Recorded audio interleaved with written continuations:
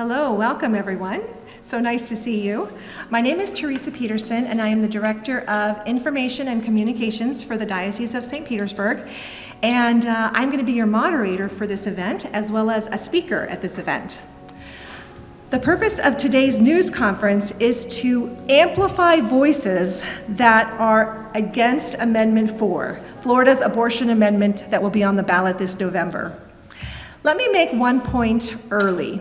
The Catholic Church is nonpartisan, so the Church does not endorse a particular candidate, a politician, or a political party.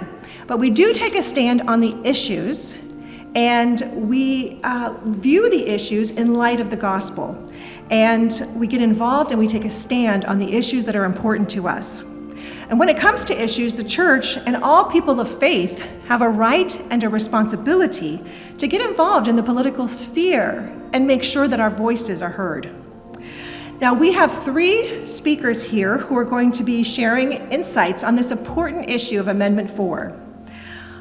Unfortunately, one of our scheduled speakers, Bishop Gregory Parks, could not be here today due to unforeseen circumstances. Now I'm pleased to present our speakers. Sara Johnson is Statewide Grassroots Director for Vote No on Florida, the committee formed to defeat Amendment 4. Sara has worked on campaigns large and small for more than 15 years, and she has traveled from Pensacola to Miami, telling Floridians to vote no on Amendment 4. We also have Dr. Anna Verdeja, a physician with 28 years of experience, who is certified by the American Board of Obstetrics and Gynecology. She currently resides and practices in Plant City. Also, we have Reverend Eric McEwan, teaching elder at New Creation Family Church, formerly Pasadena Presbyterian Church. Reverend McEwan is involved with various pro-life ministries, including Florida Preborn Rescue, the Next Step Center, and New Life Solutions. He has a wife and 2 daughters.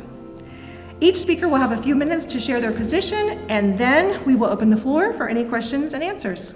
So first, I am pleased to present Sara Johnson. Thank you so much for having me.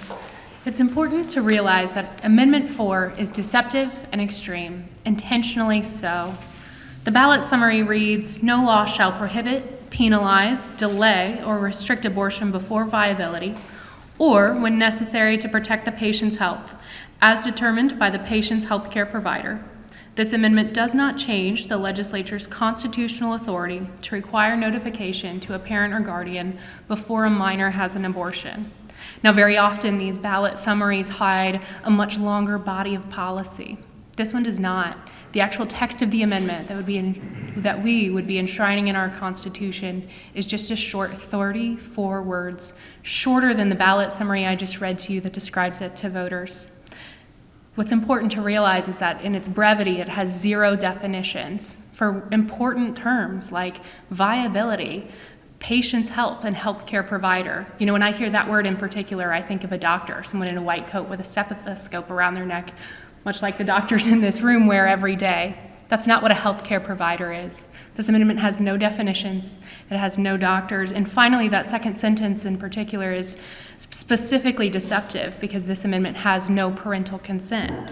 The second sentence makes it sound like it keeps the standard of parental involvement, but it doesn't. What it doesn't tell you is that it wipes away parental consent laws that exist in favor of just notifying you that your minor could undergo an abortion. In fact, if this amendment is passed, it would be the only procedure your minor daughter could have performed without your permission. What the amendment leaves out is also really important to realize. You see, the ACLU drafted, defended, and was successful in passing a similar amendment in the state of Michigan in 2022. And in June of this year, they sued because for taxpayer-funded elective abortions, because lack of taxpayer funding for abortion constitutes a delay to an abortion.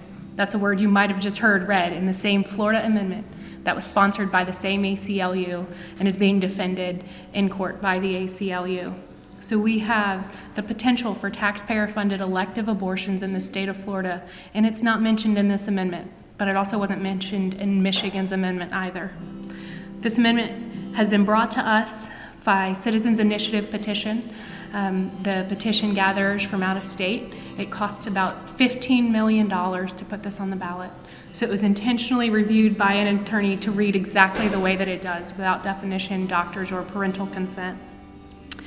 So if you would like more information on this amendment, you can visit our website at votenooon4florida.com. Thank you so much for your time and consideration today. I'll turn it back over to Teresa. Thank you, Sara. Now I'd like to introduce Dr. Anna Verdeja, who has driven here from Plant City, and we're so pleased to have her share her insights on this important topic. As I said earlier, this is my passion, women's healthcare. And as a pro-life OBGYN, I've seen the culture of death taken over women's healthcare through lies, deception, and taking advantage of vulnerable women. We already have laws in place to offer exceptions on abortions for rape and incest, which, in my opinion, are just as bad for our soul, but it gives women that choice to decide what to do in such devastating circumstances. We also have a law that requires parental consent, as it was discussed before, for minors when they get an abortion. However, through very vague wording on this Amendment 4, parental consent is tactfully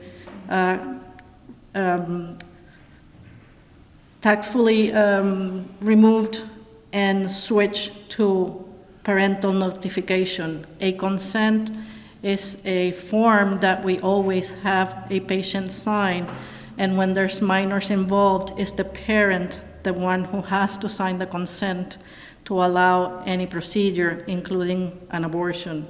However, a notification can be a phone message, a text, or a postcard in the mail sent to the parent letting them know their child had an abortion. This is not health care. Amendment 4 allows abortion on demand for any reason, at any time, and done by any healthcare provider. After practicing for more than 25 years, I have never encountered a situation where killing a baby inside the mother's womb would save the mother's life. Yes, sometimes we need to induce labor early in pregnancy to save the mother's life, but we do everything possible to save both lives. We never kill the baby or cut it into pieces like an abortion does to save the mother. It never saves anyone. Another challenge of this amendment is that it allows a healthcare provider, not necessarily a doctor, to perform such potentially dangerous procedures without being capable of handling any complications. It opens the door to have trained providers at abortion clinics performing dangerous procedures without any accountability. This puts vulnerable women in the wrong hands, which leads to more misery, the death of the baby, and potentially the death of the mother. If a patient thinks she has a problem after an abortion, they are told to go to the nearest hospital. It is true. They come to our ER all the time, and we do our best to save them, but sometimes it's too late.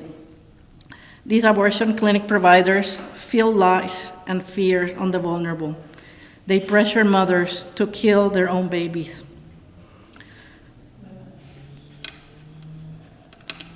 Under this amendment, they are able to use health excuse to kill the baby, no matter how many weeks gestation. This is not women's health care, and it must be stopped. The culture of death is hurting our families, our communities, our state. We must stand strong for the weak and the vulnerable. We must pray to our Mother Mary for her intercession, that she may reach the heart of all our women at risk and open their lives to the Lord, that they may understand that every life is in God's plan, always for the good, and no matter how dark the situation may seem. Let's help our little ones. We can silently act now by voting no to Amendment 4. Thank you.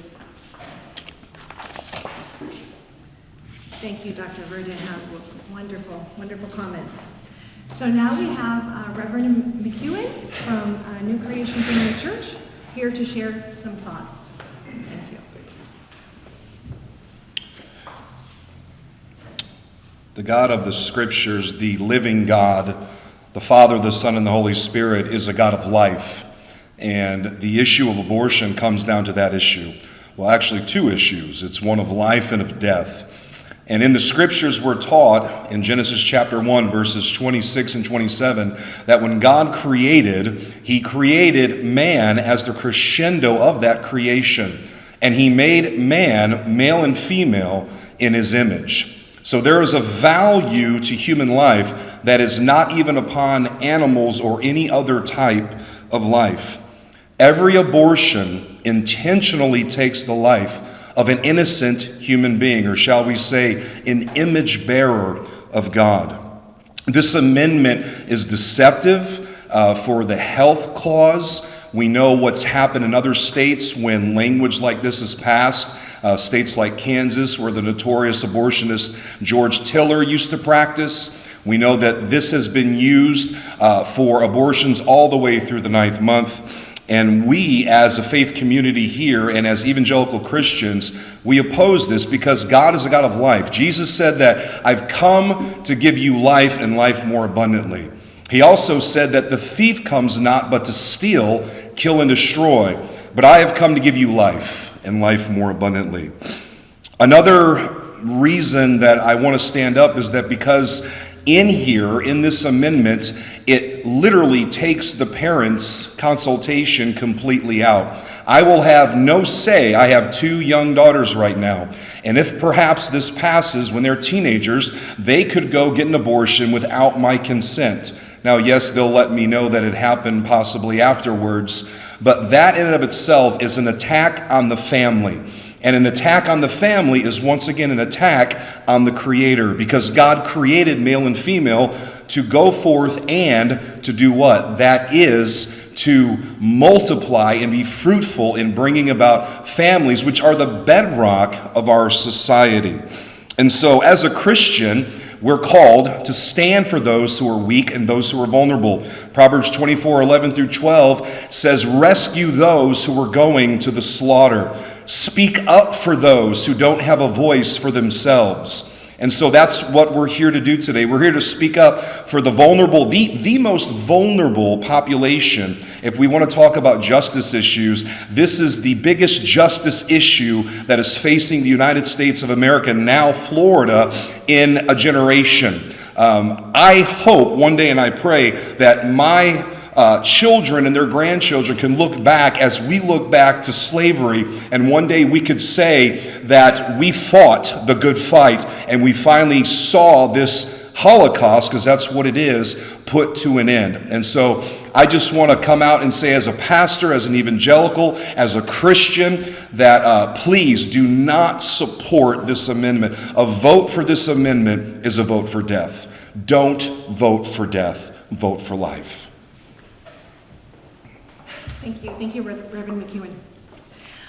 All right, now I am going to share a few words. I am actually speaking on behalf of Bishop Gregory Parks, who could not be here. As mentioned earlier, I am the Director of Information and Communications for the Diocese of St. Petersburg. And I just want to be very clear that the Catholic Church opposes Amendment 4. We seek to protect the weakest and most innocent of human life, preborn babies in the womb. And we seek to protect women from the harm of abortion. No woman should have to choose between herself and her baby. We can do better as a society. Florida does a lot to accompany women in need through the Florida Pregnancy Care Network and through Catholic Charities and through our churches and nonprofits. We serve many women in need. But we can do more, and we need to protect human life because human life has inherent dignity.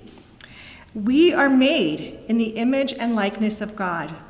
Human life from conception to natural death must be protected. Amendment 4 would overturn or jeopardize common sense state laws that have regulated abortion for years.